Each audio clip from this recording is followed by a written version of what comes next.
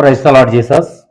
ದೇವರ ನಾಮದಲ್ಲಿ ನಿಮ್ಮೆಲ್ಲರಿಗೆ ವಂದಿಸುತ್ತಾ ದೇವರ ಪರಿಶುದ್ಧ ನಾಮಕ್ಕೆ ಸ್ತೋತ್ರವಾಗಲಿ. ದೇವಾದಿದೇವ ದೇವರಾದ ನಮ್ಮ ಎಲ್ಲ ವಿಷಯಗಳಲ್ಲೂ ಸಹಾಯ ಮಾಡುತ್ತಿರುವ ಕರ್ತನ ನಾಮಕ್ಕೆ ಸ್ತೋತ್ರವಾಗಲಿ. ಕಣ್ಣುಗಳನ್ನು ಮುಚ್ಚಿ ಪ್ರಾರ್ಥಿಸೋಣ.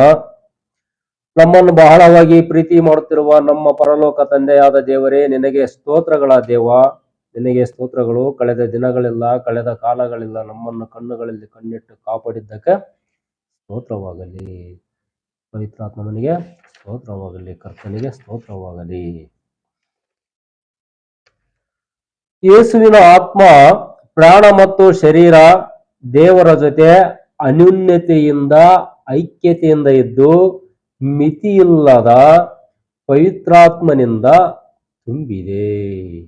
ಯೇಸುವಿನ ಆತ್ಮ, ಪ್ರಾಣ ಮತ್ತು ಶರೀರ ದೇವರ ಜೊತೆ ಅನ್ಯೋನ್ಯತೆಯಿಂದ ಐಕ್ಯತೆಯಿಂದ ಇದ್ದು ಮಿತಿಯಿಲ್ಲದ ಪವಿತ್ರಾತ್ಮನಿಂದ ತುಂಬಿದೆ. ತಂದೆಯಾದ ದೇವರ ಮಾತುಗಳಿಂದ ತುಂಬಿದೆ. ಆಮೇನ್. ಆದುದರಿಂದ ಅವರು ಪವಿತ್ರಾತ್ಮನ ಪ್ರೇರಣೆಯಿಂದ ದೇವರ ಉದ್ದೇಶದ ಪ್ರಕಾರ, ಅವರ ನಿಯಮದ ಪ್ರಕಾರ, ಅವರ ವಾಕ್ಯದ ಪ್ರಕಾರ ಇರುವ ಕಾರ್ಯಗಳನ್ನು ಮಾಡುವಂತವರಾಗಿರಬೇಕು. ಹಲ್ಲೆಲೂಯಾ. ಅವರು ಹೇಳಿದಂತೆಯೇ ಶರೀರದಲ್ಲಿ ಎಲ್ಲವೂ ಪ್ರಕಟವಾಗುತ್ತವೆ. ನಮ್ಮ ಶರೀರಕ್ಕೆ ಯಜಮಾನನು ಯೇಸುವೆ. ಯೇಸು ನಮ್ಮ ಶರೀರಕ್ಕೆ ಯಜಮಾನ. ಏಕೆಂದರೆ ಯಾವಾಗಲೂ ನಮ್ಮ ಶರೀರದಲ್ಲಿ ವಾಸ ಮಾಡುತ್ತಿರುವವನು ಅವನೊಬ್ಬನೇ ದೇವರು. ಯಾವಾಗಲೂ ನಮ್ಮ ಶರೀರದಲ್ಲಿ ವಾಸ ಮಾಡತಕ್ಕಂಥ ದೇವರೆಂದರೆ ಯೇಸು. ಪವಿತ್ರಾತ್ಮನ ಪ್ರಕಾರ ನಮ್ಮ ಯೋಚನೆಗಳು ಮತ್ತು ನಮ್ಮ ಮಾತುಗಳು ಹಾಗೂ ಶರೀರದ ಕ್ರಿಯೆಗಳು ಇರುತ್ತವೆ.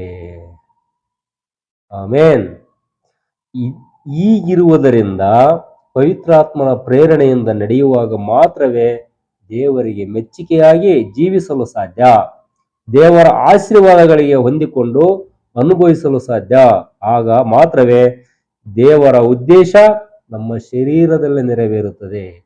ದೇವರ ಆಶೀರ್ವಾದದೊಂದಿಗೆ ದೇವರಿಗೆ ಮೆಚ್ಚುಗೆಯಾಗುವುದಕ್ಕೆ ದೇವರ ಆಶೀರ್ವಾದಗಳಿಗೆ ಹೊಂದಿಕೊಂಡು ಅನುಭವಿಸಲು ಸಾಧ್ಯವಾಗುತ್ತದೆ.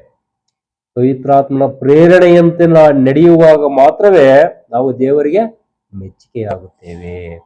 ದೇವರ ಸ್ವಭಾವ, ಪ್ರೀತಿ ಮತ್ತು ಮಹಿಮೆಯನ್ನು ಪ್ರಕಟಿಸಿ ದೇವರ ಆತ್ಮದ ಪ್ರೇರಣೆಯಿಂದ ನಡೆಯುವವರಾಗಿದ್ದರೆ ಸ್ತೋತ್ರ. ದೇವರ ಆತ್ಮದ ಪ್ರಕಾರ ನಡೆಯುವವರಾಗಿದ್ದರೆ ದೇವರ ಸ್ವಭಾವ ಮತ್ತು ಪ್ರೀತಿ ಪ್ರಕಟಿಸಿ ದೇವರ ಆತ್ಮದ ಪ್ರೇರಣೆಯಿಂದ ದೇವರ ಸ್ವಭಾವ ಮತ್ತು ಪ್ರೀತಿ ನಮ್ಮಲ್ಲಿ ಪ್ರಕಟವಾದ ನಂತರ ದೇವರ ಸ್ವಭಾವ ಆತ್ಮದ ಪ್ರೇರಣೆಯಿಂದ ಸತ್ಯಾತ್ಮನ ಪ್ರೇರಣೆಯಿಂದ ನಡೆಯುವವರಾಗಿದ್ದರೆ ಎಲ್ಲಾ ರೀತಿಯ ದೇವರ ಆಶೀರ್ವಾದವನ್ನು ಅನುಭವಿಸುವವರಾಗಿರುತ್ತೇವೆ. ಎಲ್ಲಾ ರೀತಿಯ ದೇವರ ಆಶೀರ್ವಾದಗಳನ್ನು ಅನುಭವಿಸುವವರಾಗಿರುತ್ತೇವೆ. ಪರಲೋಕದಲ್ಲಿರುವ ಮಿತಿ ಇಲ್ಲದನ್ನು ಅನುಭವಿಸಬೇಕೆಂದರೆ ಪರಲೋಕದವರ ಹಾಗೆ ಯೋಚಿಸಿ ಅದರಂತೆ ಮಾತಾಡಿ ಮತ್ತು ಅದರಂತೆಯೇ ಕಾರ್ಯಗಳನ್ನು ಮಾಡುವಾಗ ಕಷ್ಟಪಡದೆ ಬೆವರು ಸುರಿಸದೆ ಚಿಂತಿಸದೆ ಸುಲಭವಾಗಿ ತಂದೆಯ ಬಳಿಯಲ್ಲಿ ಇರುವುದನ್ನು ಅನುಭವಿಸುತ್ತೇವೆ. ಹಲ್ಲೆಲೂಯಾ.